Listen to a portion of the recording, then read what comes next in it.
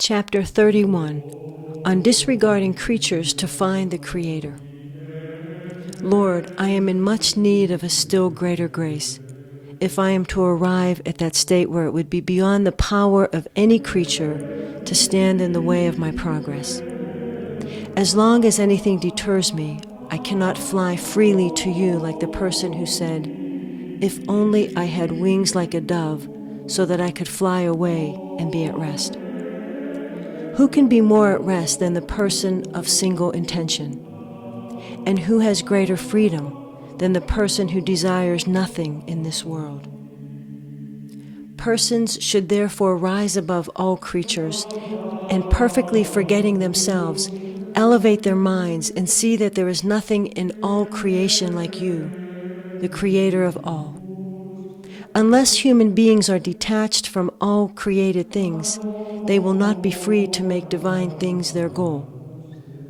That is why there are so many few contemplatives found who will sever all connections with perishable creatures. A great grace is needed to elevate the soul and lift it above itself. And unless we are so elevated and detached from creatures and completely united to God, our knowledge and our possessions are of little importance. The one who esteems anything great but Almighty God, the eternal good, will remain small in soul and long lie bound to the things of earth. All else besides God is nothing and should be considered as worthless. There is a vast difference between the wisdom of an enlightened and devout soul and the knowledge of a learned and studious scholar. The knowledge which is poured into the soul by the influence of God's grace is far nobler than that which is acquired by human labor and study. Many are the admirers of contemplation, but few are willing to use the means needed for its attainment. It is a great hindrance to contemplation that we depend so much on outward signs and material things and practice little mortification. I do not know by what spirit we are led, nor what the aim is of those who are called spiritual persons, that we direct so much of our effort and solitude towards transitory things, but seldom recollect our senses or give thought to the inward state of our own soul.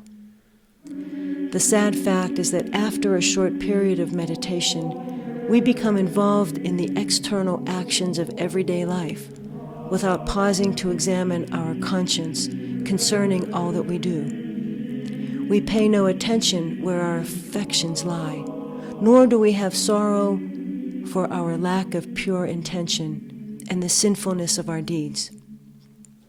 In the days of Noah, all the people on earth were perverse in what they did, and therefore God sent the great deluge to destroy it.